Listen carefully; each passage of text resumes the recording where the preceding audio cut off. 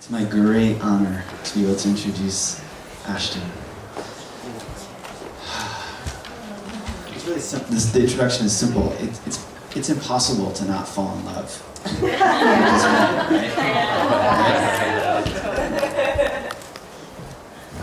What I see and what I've learned from you is the incredible way that for you, art and philosophy are one thing, and rigor and imagination just flow effortlessly together through your being. And it's just so moving to me to see that. Your fascinated commitment to how those worlds fit together is amazing. And deeper, more personally, I think I learned so much from Ashton's fierce courage in brilliant softness. There's so much power in your continual willingness to open and to show us your soft belly. And I can imagine also that phrase like lots of different ways. The brilliance of your courage in softness and your soft courage and brilliance, and all of those, how they weave together, is just, it's such a deep lesson for me. So I'm so excited to see what you have offered to us, and turn over to you. Thank you.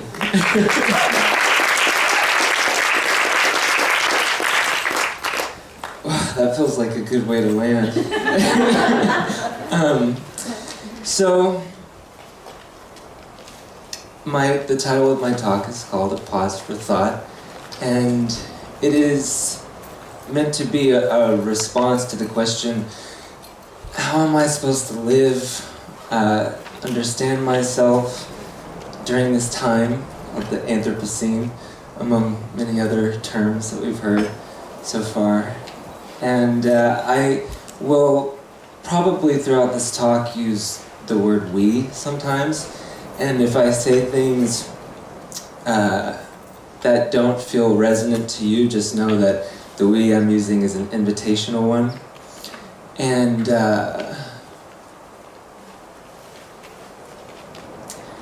so what I'm going to share are insights gathered from a book I recently read by a philosopher named David Kleinberg-Levin.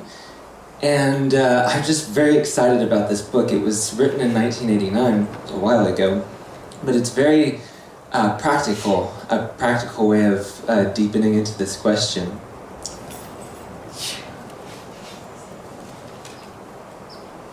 So in this book, he is basically critiquing what he calls the oculocentrism of the West, and the closure to being, or what he calls the closure of metaphysics. And he relates this to a way of thinking that has been construed predominantly in visual terms, so through our sense of sight, but a particular way of orienting to our sense of sight. And so he offers instead a kind of rebalancing by rethinking as listening. So a thinking that is a listening, that is an openness. And one that takes heed from our ears, but one that is not limited to just our ears, but our whole being.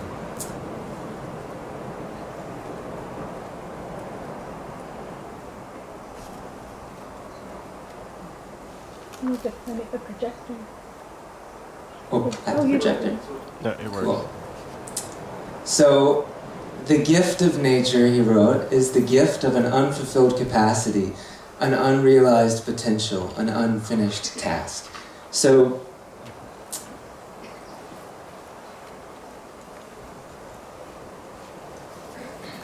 the gifts that we're given by nature present to us a kind of call that's inherent in them, in us.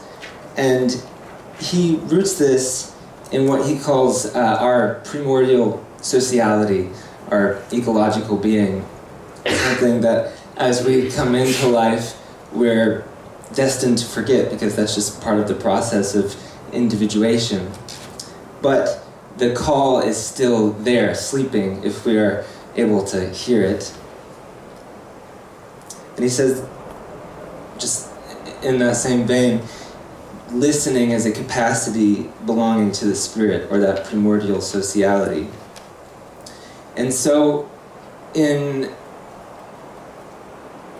suggesting listening as an alternative to the predominance of vision, he writes that the working assumption here is that our hearing is in fact an ontological organ, an organ always already inherent in, belonging to, and attuned by the openness of the dimensionality of being at large, presencing for our hearing as an auditory field, a sonorous field.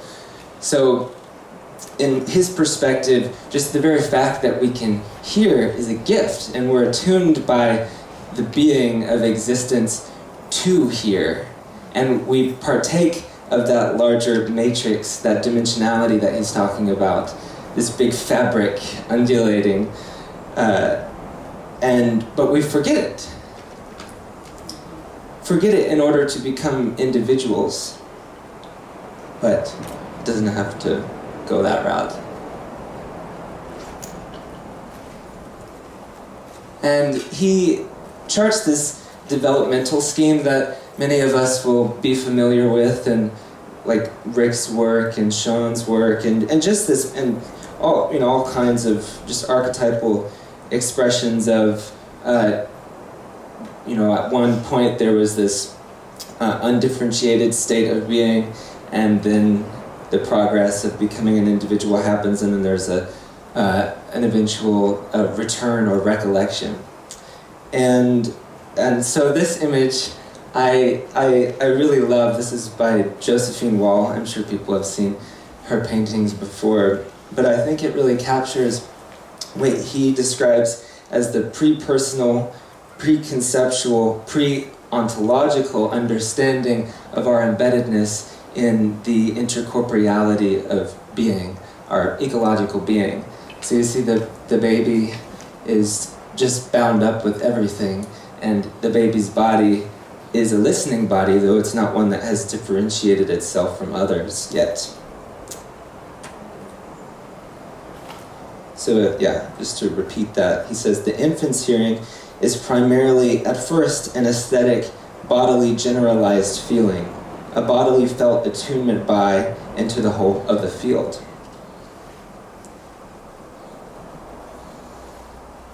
But something happens.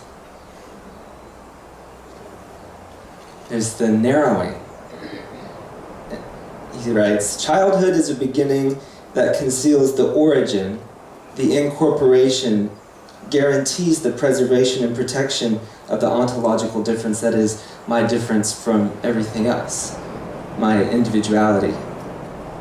But it is inevitably an irrevocable forgetting, a forgetting which happens not only as soon as the trace is inscribed into the flesh, but in the very enactment of incorporation, taking on the body.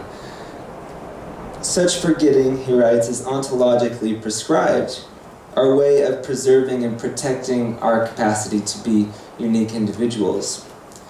He says, paradoxically, also, the incorporation is a forgetting which makes a belated recollection possible. So there is this potential, this call in the gift of hearing to remember ourselves, to remember our primordial sociality. But that requires a kind of openness that is threatening to the surface of the ego, which is, for Levin, this basically like a compensatory defensive structure that we take on as a necessity, but is something that doesn't have to be the end of our development as selves. So, just speaking to this, he says, very early in life, the child's listening becomes a channel for the desire, an intentionality of attractions and aversions. Entangled in the ego's will to power, the listening ego inhabits a structure polarized into an ego subject and its object, a structure which protects us from the mysterious open and simultaneously allows us to become individuals. The ecological structure functions as much as a system of defense as a system for the fulfillment of desire. That said, our listening often functions defensively, as a way of coping with anxiety, as a way of protecting our small versions of the world, as a way of avoiding moral claims and their call for an appropriate responsibility. There is also a deafness which shields us against a deep-seated ontological anxiety, the little deaths from moment to moment, and this deafness is a deafness to silence. What I really appreciate about this text is the fact that he's not creating this gap between the metaphysical and our bodies and pathology. Slides. Hanging out. And he's also very influenced by multiple streams of thought, like feminist critique and indigenous wisdom, and even just the deep history of the Western tradition itself. So I say this is sort of this development of an ego, and this instrumental consciousness is part of how we become the creatures that we are. But for Levin, it's been conflated with the way things are in general. So, and that describes this term that he uses called oculocentrism. And so this defensive tendency we have as creatures, as animals, as all animals do, to preserve ourselves, has, for Levin, showed up in a very generalized way in what he describes as oculocentrism, a paradigm based on the dual nature of the gaze, the one practical and aggressively active, the other theoretical and contemplative, panoramic, stationary, unmoved, dispassionate, disembodied, outside of time and space. And he brings this all the way back to Greek times, and I am sure that there are multiple exceptions of this tendency, but the conflation of thinking and seeing is what he's really critiquing, and just the potential for a thinking that is a seeing to separate itself and to perpetuate this, he calls it the ecological structure of subject and object, to continue to preserve oneself, but is ultimately in conflict with our deeper-seated identity in primordial sociality. So he says, "It is easier for us to shut our eyes than close our ears. It is easier for us to remain untouched and unmoved by what we see than by what we hear. What we see is kept at a distance, but what we hear penetrates our entire body. Sounds do not stop at the boundaries set by the egocentric body, but the ego body of vision can usually maintain its boundaries. Hearing is intimate, participatory, communicative. We are always affected by what we are given to hear. Vision, by contrast, is indistancing, detached, spatially separate from what gives itself to be seen." And I just want to be clear that he is not just totally dismissing vision. He has this whole series actually about our senses. He has one on vision and one on touch as well, that are dedicated to this recollection of our primordial sociality. He's just critiquing a certain kind of vision that has prevailed throughout history in our thought and also our orientation. 15? Okay, cool. So more of like a rebalancing of the polarity of vision and hearing. And so these two tendencies that oculocentrism leads to is a kind of metaphysics that closes oneself off from being defensively and systematizes it in a way that that forgets the body, and the other side of it is the instrumental consciousness that treats everything as ready to hand to be used.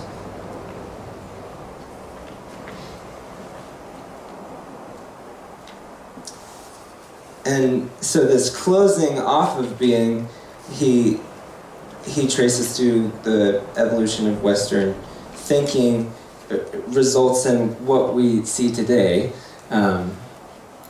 in the ecological crisis, but also the crisis of meaning, the concaminant crisis of meaning in nihilism and narcissism, which for him go hand in hand. There's this forgetting of the primordial sociality and the absorption in a particular phase of the human development of self-understanding.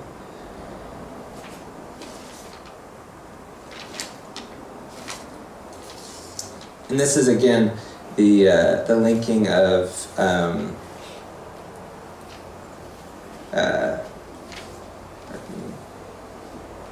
psychopathology to metaphysics. The psychopathologies of the present time, and this is in 1989, but I think it's still applicable to now, are related to the fact that the being of the self has adapted the historical form of the ego's will to power, a will to master and dominate. As this will to power, the modern ego rose up to abolish the old gods, the old ideals, the old authorities, and sources of meaning. But there was and is a self-destroying nihilism concealed within this self-assertion. The pathologies we are seeing and hearing today, the narcissistic character disorders in the Oval Office, the schizophrenia, the depressions, are therefore pathologies that are distinctive of a society and culture in which the fate of the self has been hitched increasingly to the narcissistic will to power. So there's like a closure to being, a closure to others, an inability to listen. So the practical offer that he makes in this book is an alternative. And one of the things I really appreciated the most was that his notion of this primordial sociality inclines us in our very basic needs, if we are able to elucidate them, inclines us toward emancipation from the systems that are oppressing us and destroying the planet. So one of the things that he suggests is that we listen to ourselves, not just to ourselves, but this reminds me of, if any of you were in here when Weston was presenting in his 3 types of listening, yes, right there. Being able to listen to others and being able to do the global listening, which is like a listening to being and the local ecology, also requires being aware of oneself and one's needs and whether or not those needs are being obstructed because of conditioning or because of what's going on. So to speak up, it's good for the whole group, right? Because we are rooted in a primordial sociality.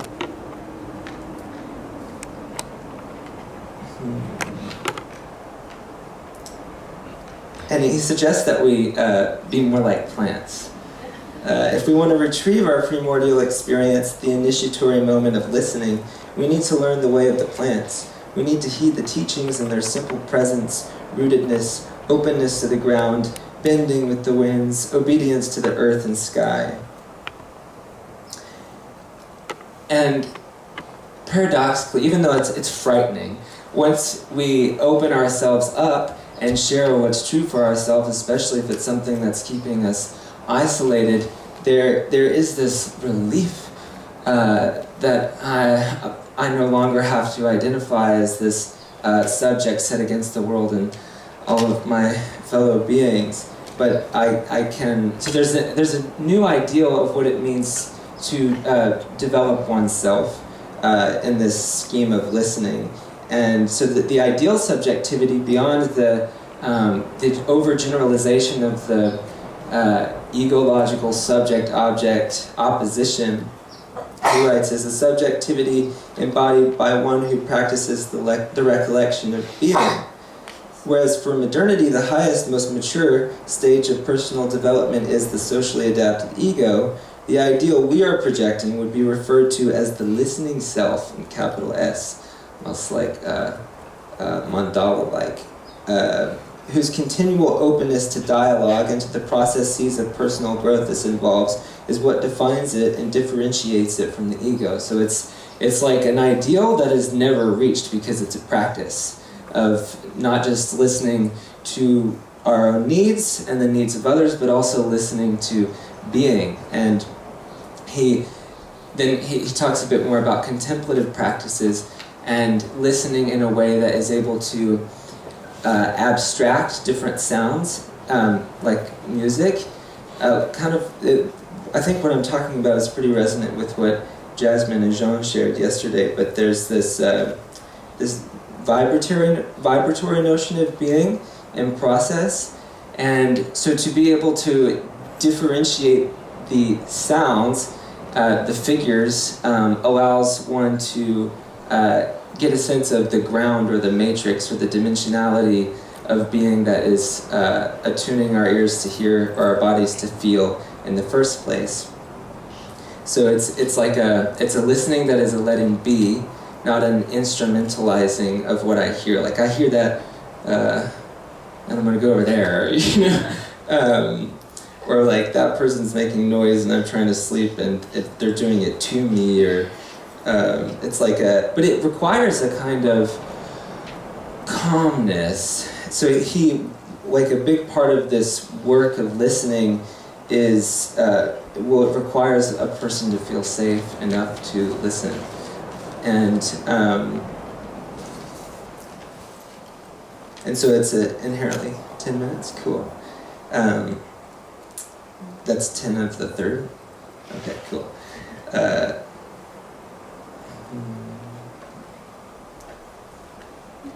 So he says there are these like two phases of the recollection of being, our primordial sociality, and the first is like just this chthonic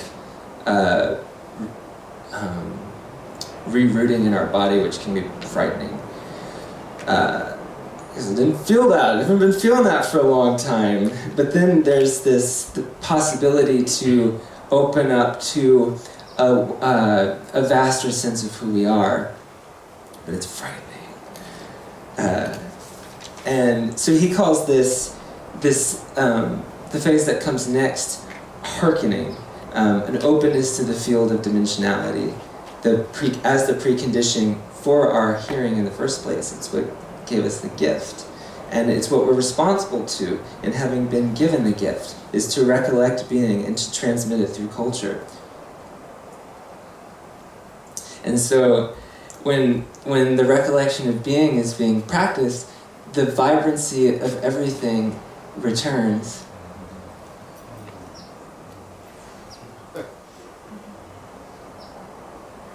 Sound-emitting objects, he writes, become soundful beings.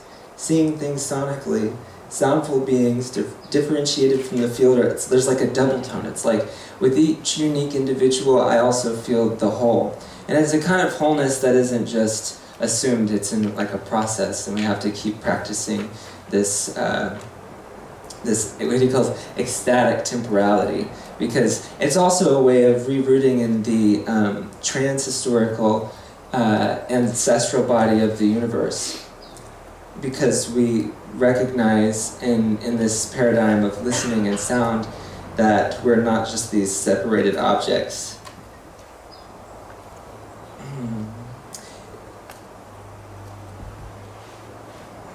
So just listening, or this listening that is a letting be, is an awareness of the intertwining of subject and object in their differentiated interplay. It is by virtue of the subject's playful openness to the matrix of sound, the sheer vibrancy of the field as a whole, this intertwining of identity and difference, oneness and two-ness is realized. And this also is a way of thinking truth differently. Truth as correspondence, like there's this one truth, is underneath that is this is attunement in the first place. So for anything to be true, there has to be first this resonance, or this consonance, or this underlying harmony that is sonic rather than like visual, discrete objects, discrete objective truth. And this is one of my favorite musicians, and I think she's a beautiful model of what I'm talking about.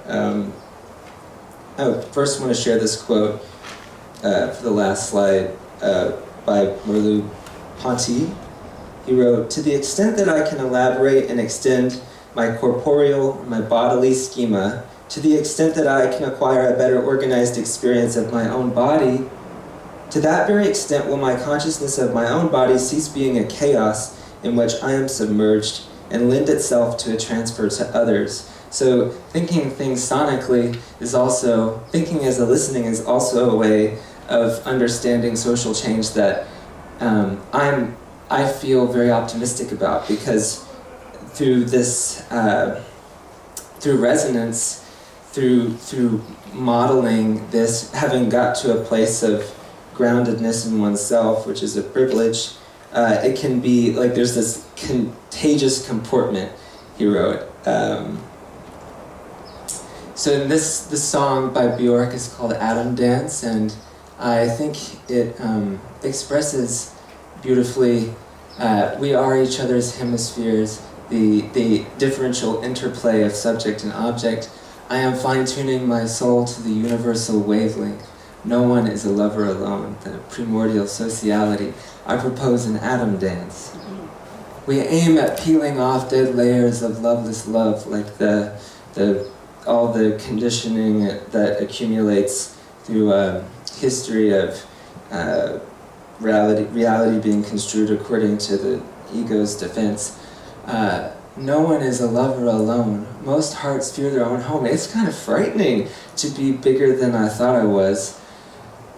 Most hearts fear their own home. Becoming themselves fully, it scares them off. So I'll end with another quote by Levin.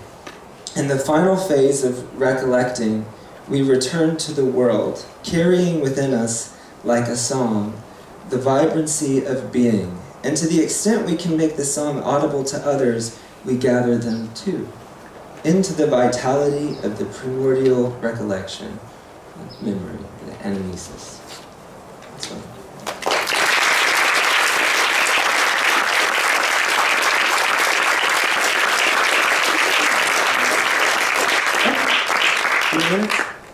Cool.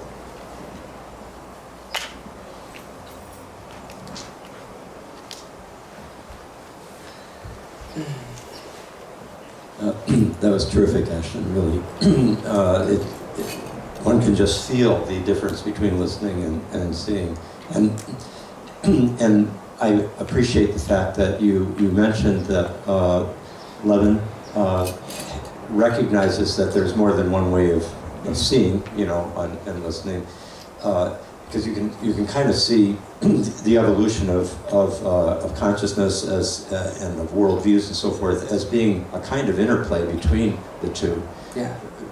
Almost a solar-lunar polarity in a sense, archetypally, because if we didn't have that, the eyes to the optical imagination allows Copernicus to get up above the Earth and see that, and to give a differentiation, from the Earth may be moving, and same thing with our capacity to differentiate from our complexes and look above as if we're above our own subjectivity, our own Earth, and say, I'm caught in this, kind of archetypal field that might be pushing me in directions I don't. So that's important. But then the listening, it just seems to give us contact with the whole, and a greater relationality. And also, perhaps what you're talking about too is the openness to listening to the other that's inside us, which is our unconscious.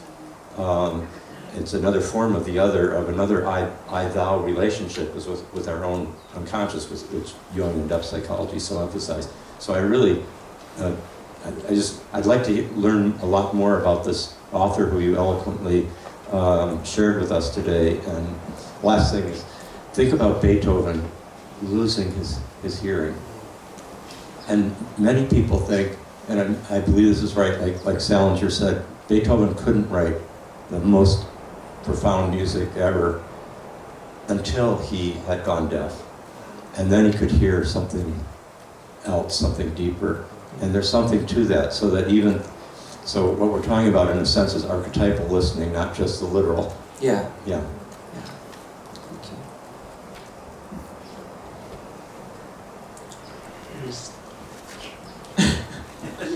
Oh my god. Okay, that was so unbelievably incredible. I'm like so blown away. I cannot wait to have a recording of this so I can watch it again.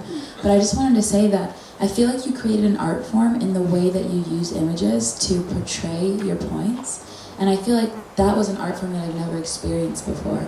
The way that you like showed us that baby in the middle of that shell and then took the light away and then brought the light back at the end of the presentation was really moving for me. And it really made me tear up when I saw all the light coming into the trees, because I feel like that is a lot of the work that we're talking about, resensitizing ourselves to the deeper experience of our senses, which occur. One of the things with meditation is that you close your eyes so you can see. You close your eyes so you can see inside. And like with what you're talking about with sound, you stop listening to your thoughts so you can hear. And I love the idea that we're coming into more light as we tune our senses to deeper forms of listening. So I just think that was so powerful and beautiful. It was amazing. Thank you. Thank you for sharing that. All right.